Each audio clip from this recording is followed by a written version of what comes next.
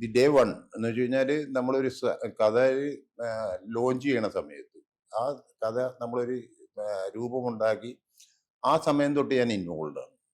അതിന്റെ കാസ്റ്റിങ്ങിലാണെങ്കിലും മറ്റുള്ള ഏത് മേഖലകളിലാണെങ്കിലും ഞാൻ അതിൽ ഇൻവോൾവ് ആണ്.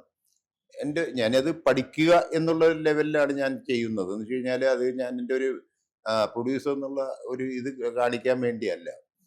അപ്പം അതിൽ ഇഷ്ടപ്പെട്ട കാര്യമാണ് ഫസ്റ്റ് നമ്മൾ സോങ് ചെയ്യുമ്പോഴത്തേക്കും, I mean sorry, subject finalise ചെയ്ത് സ്ക്രിപ്റ്റിലേക്ക് വരുമ്പോൾ സിറ്റുവേഷൻസ് മനസ്സിലാക്കി സോങ്സ് ഉണ്ടാക്കുക.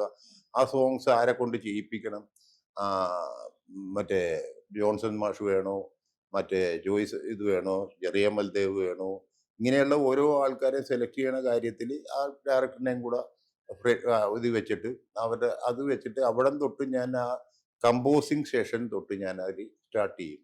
Vidyasagar touch Malayalam film ഇൻഡസ്ട്രിയിലേക്ക്